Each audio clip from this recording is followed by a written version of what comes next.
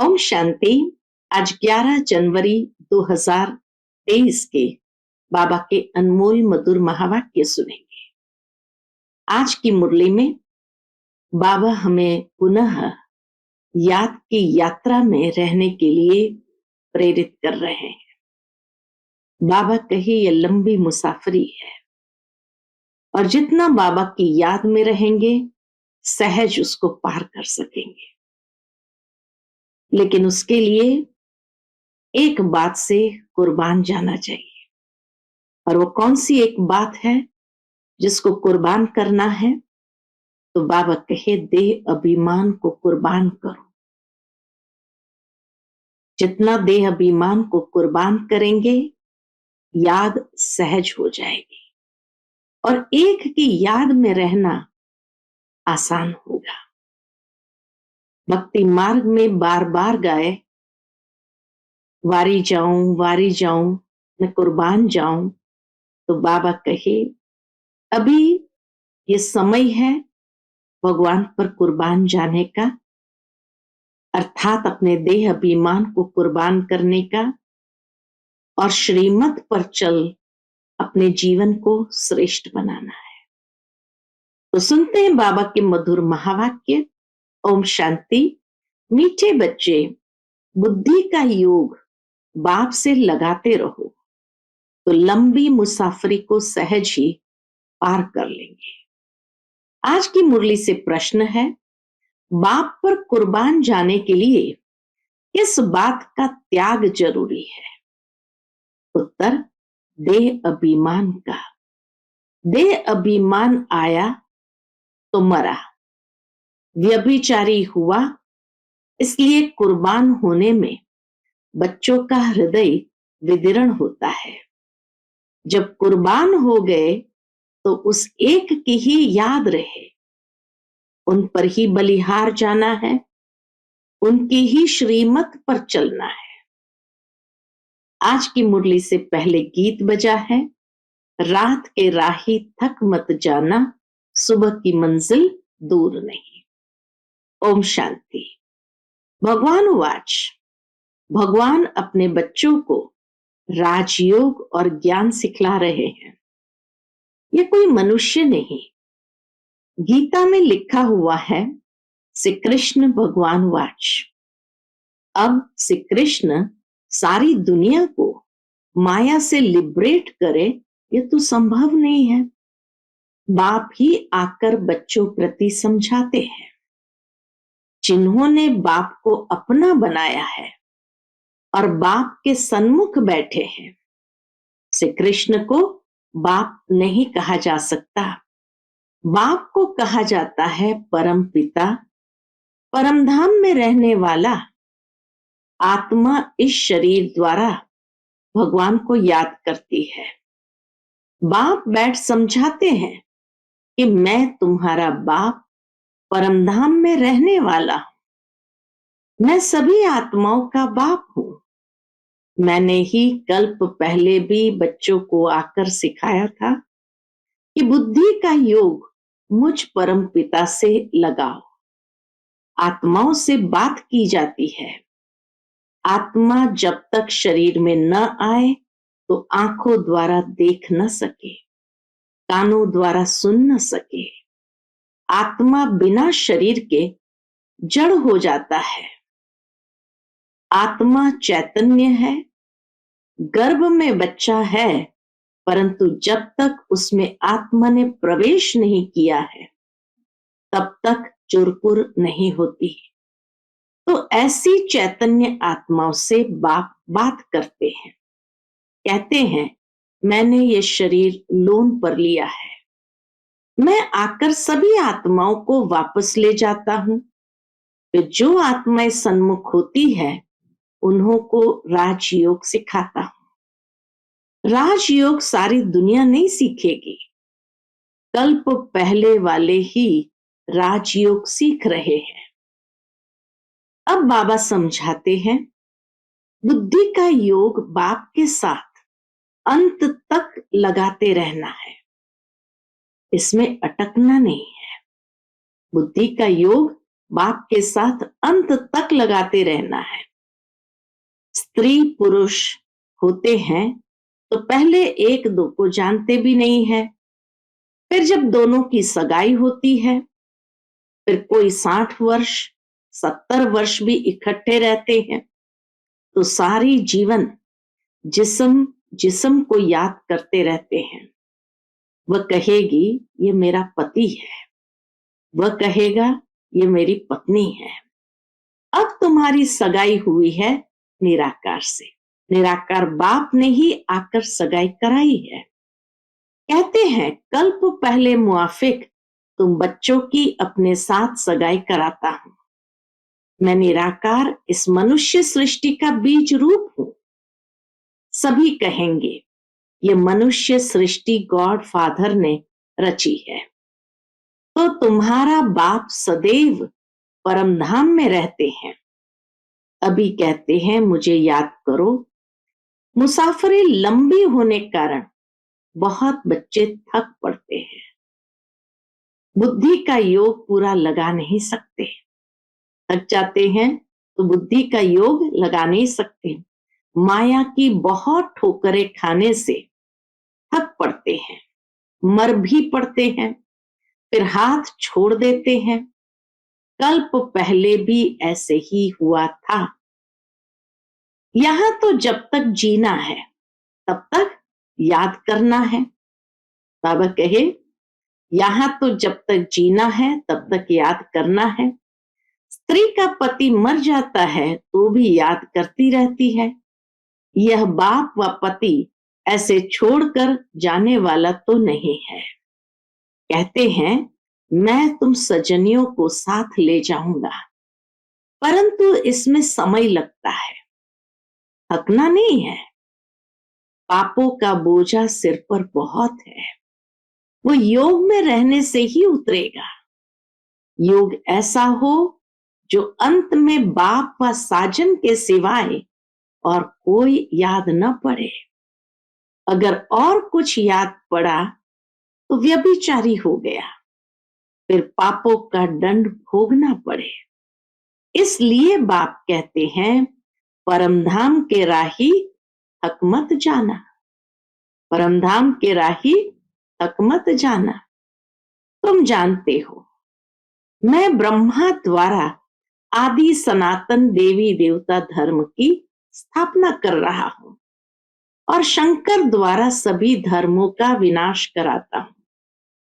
अभी कॉन्फ्रेंस करते रहते हैं तो सभी धर्म मिलकर एक कैसे हो जाए, सभी शांत में कैसे रहे, उसका रास्ता निकाले। अब अनेक धर्मों की एक मत तो हो नहीं सकती, एक मत से तो एक धर्म की स्थापना होती है। वह सभी धर्म, बाबा कहे वह सभी धर्म सर्वगुण संपन्न संपूर्ण निर्विकारी हो, तब आपस में खीरखंड हो सकते हैं, जो संभव ही नहीं। राम राज्य में सभी खीरखंड थे, जानवर भी लड़ते नहीं थे। यहां तो घर घर में झगड़ा है। लड़ते तब है जब उनका कोई धनी धोड़ी नहीं होता, अपने माता पिता को नहीं जानते हैं। गाते भी है तुम मात पिता हम बालक तेरे, तुम्हारी कृपा से सुख घनेरे। सुख घनेरे तो अभी है नहीं, तो कहेंगे माता पिता की कृपा नहीं है। बाप को जानते ही नहीं तो बाप कृपा कैसे करे। फिर टीचर के डायरेक्शन पर चले तब कृपा हो, वह तो कह देते सर्वव्यापी है। तो कौन कृपा करे और किस पर करे। कृपा लेने वाला और करने वाला दोनों चाहिए। स्टूडेंट पहले तो आकर टीचर के पास पढ़े, ये कृपा अपने ऊपर करे। पढ़ाई पढ़ना, बाबा कहे ये है अपने ऊपर कृपा करना। फिर टीचर के डायरेक्शन पर चले, पुरुषार्थ कराने वाला भी चाहिए। यह बाप भी है टीचर भी है तो सतगुरु भी है। उनको परम पिता, परम शिक्षक, परम सतगुरु भी कहा जाता है। बाप कहते हैं, मैं कल्प कल्प यह स्थापना का कार्य कराता हूं, पतित दुनिया को पावन दुनिया बनाता हूं। वर्ल्ड ऑलमाइटी अथॉरिटी है ना, तो वर्ल्ड अथॉरिटी का राज्य कायम करते हैं। सारी सृष्टि पर एक ही लक्ष्मी नारायण का राज्य था। उन्हों की ऑलमाइटी अथॉरिटी थी। वहां कोई लड़ाई झगड़ा कर न सके। वहां माया है ही नहीं। है ही गोल्डन एज, सिल्वर एज, सतयुग त्रेता दोनों को स्वर्ग अथवा वैकुंठ कहेंगे। सभी गाते भी हैं। क्या गाते हैं? चलो वृंदावन भजो राधे गोविंद। जाते तो कोई है नहीं, सिर्फ याद जरूर करते हैं, भजन गाते हैं। अब तो माया का राज्य है, सभी रावण की मत पर है। देखने में तो बड़े बड़े मनुष्य अच्छे आते हैं, बड़े बड़े टाइटल मिलते हैं, थोड़ी जिस्मानी हिम्मत दिखाते हैं, वह अच्छा कर्म करते हैं तो टाइटल मिलते हैं। कोई को डॉक्टर ऑफ फिलॉसफी, कोई को क्या, ऐसे ऐसे टाइटल्स देते रहते हैं। अभी तुम तो हो ब्राह्मण, बरोबर भारत की सर्विस में हो, तुम दैवी राजधानी स्थापन कर रहे हो। जब स्थापना हो जाएगी तब तुमको टाइटल्स मिलेंगे। सूर्यवंशी राजा रानी, चंद्रवंशी राजा रानी, फिर तुम्हारा राज्य चलेगा। वहां कोई को टाइटल नहीं मिलता, वहां दुख की कोई बात ही नहीं। जो कोई का दुख दूर करे वह बहादुरी दिखाए। जो टाइटल मिले, जो रस्म रिवाज यहां होती है वह वहां नहीं होती। न लक्ष्मी नारायण इस पतित दुनिया में आ सकते हैं। इस समय कोई भी पावन देवता नहीं है। यह है ही पतित आसुरी दुनिया। अनेक मत मतांतर में मूंझ गए हैं। यहां तो एक ही श्रीमत है जिससे राजधानी स्थापन हो रही है। हाँ, चलते चलते कोई को माया का कांटा लग जाता है तो लंगड़ाते रहते हैं। इसलिए बाप कहते हैं, सदैव श्रीमत पर चलो। अपनी मनमत पर चलने से धोखा खाएंगे। सच्ची कमाई होती है सच्चे बाप की मत पर चलने से। अपनी मत से बेड़ा गर्क हो जाएगा। इतने महावीर श्रीमत पर न चलने कारण अधोगति को पहुंच गए। अभी तुम बच्चों को सदगति को पाना है। श्रीमत पर न चला और दुर्गति को पाया तो फिर बहुत पश्चाताप करना पड़ेगा। बाबा कहे, श्रीमत पर न चला और दुर्गति को पाया तो फिर बहुत पश्चाताप करना पड़ेगा। फिर धर्मराजपुरी में शिव बाबा इस तन में बैठ समझाएंगे कि मैंने तुमको इस ब्रह्मा तन द्वारा इतना समझाया, पढ़ाया, कितनी मेहनत की। तुमने निश्चय पत्र लिखे कि श्रीमत पर चलेंगे, परंतु नहीं चले। श्रीमत को कभी नहीं छोड़ना चाहिए। कुछ भी हो, बाप को बताने से सावधानी मिलती रहेगी। कांटा लगता ही तब है जब बाप को भूलते हैं। बच्चे सदगति करने वाले बाप से भी 3 कोस दूर भागते हैं। गाते भी है, एक तरफ गाते भी है, वारी जाऊं कुर्बान जाऊं, परंतु किस पर? ऐसे तो नहीं लिखा है सन्यासी पर वारी जाऊं, व ब्रह्मा विष्णु शंकर पर वारी जाऊं, व श्री कृष्ण पर वारी जाऊं। कुर्बान जाना है परम पिता परमात्मा पर, कोई मनुष्य पर नहीं। वर्षा मिलता है बाप से। बाप बच्चों पर कुर्बान होता है। यह बेहद का बाप भी कहते हैं, मैं कुर्बान होने आया हूं। परंतु बाप पर कुर्बान होने में बच्चों का हृदय कितना विदीर्ण होता है। देह अभिमान में आया तो मरा, व्यभिचारी हुआ, याद उस एक की रहनी चाहिए, उन पर बलिहार जाना चाहिए। अब नाटक पूरा होता है, अब हमको वापस जाना है। बाकी मित्र संबंधी आदि तो सब कब्र दाखिल होने वाले हैं। बाकी कहे बाबा, बाकी मित्र संबंधी आदि तो सब कब्र दाखिल होने हैं, उनको क्या याद करेंगे। इसमें अभ्यास बहुत चाहिए। गाया भी हुआ है, चढ़े तो चाखे अमृत रस और गिरे तो चकनाचूर। जोर से गिरते हैं तो पद गंवा देते हैं। ऐसे नहीं स्वर्ग में नहीं आएंगे, परंतु राजा रानी बनने और प्रजा बनने में फर्क तो है ना। यहाँ का भील भी देखो, मिनिस्टर भी देखो, फर्क है ना। इसलिए पुरुषार्थ पूरा करना है। बाबा कहे इसलिए पुरुषार्थ पूरा करना है। कोई गिरते हैं तो एकदम पतित बन जाते हैं, श्रीमत पर चल नहीं पाते तो माया नाक से पकड़ एकदम गटर में डाल देती है। बाप दादा का बनकर फिर ट्रेटर बनना, गोया उनका सामना करना है। बाप दादा का बनकर फिर ट्रेटर बनना, गोया बाबा का सामना करना है। इसलिए बाप कहते हैं, क्या कहते हैं, कदम कदम संभल कर चलो, कदम कदम संभल कर चलो। अब माया का अंत होने वाला है, तो माया बहुतों को गिराती है। इसलिए बच्चों को खबरदार रहना है। रास्ता जरा लंबा है, पद भी बहुत भारी है। अगर ट्रेटर बना तो सजा भी भारी है। जब धर्मराज बाबा सजा देते हैं तो बहुत रड़ियां मारते हैं, जो कल्प कल्प के लिए कायम हो जाती है। फिर वो रड़ियां कल्प कल्प के लिए कायम हो जाती है। माया बड़ी प्रबल है।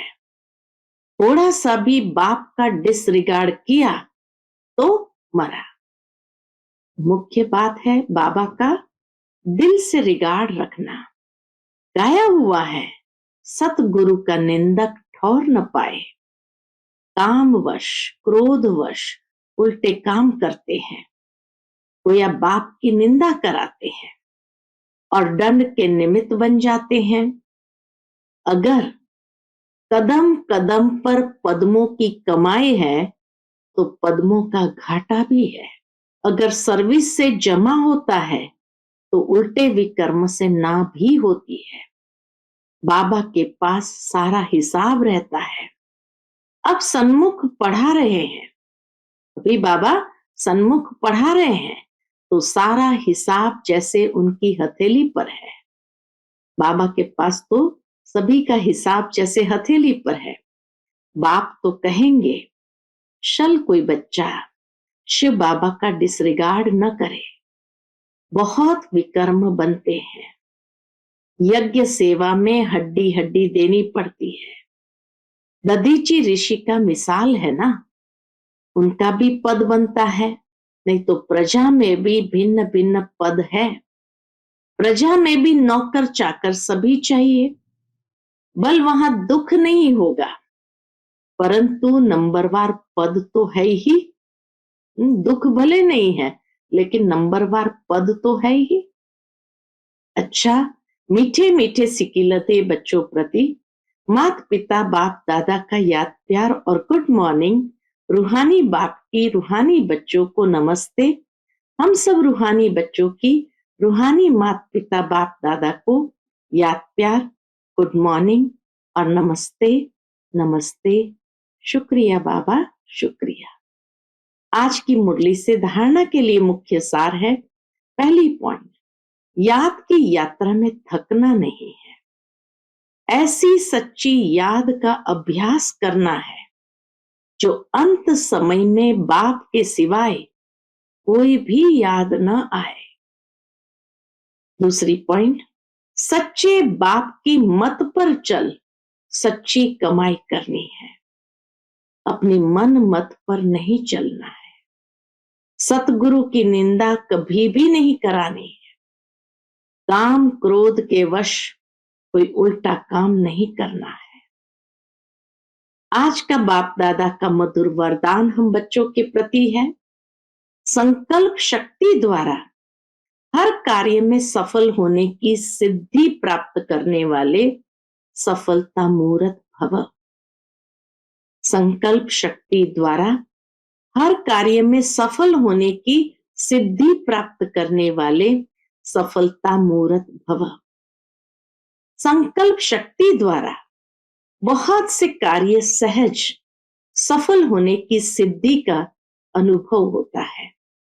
जैसे स्थूल आकाश में भिन्न भिन्न सितारे देखते हो, ऐसे विश्व के वायुमंडल के आकाश में चारों ओर सफलता के चमकते हुए सितारे तब दिखाई देंगे जब आपके संकल्प श्रेष्ठ और शक्तिशाली होंगे, सदा एक बाप के अंत में खोए रहेंगे।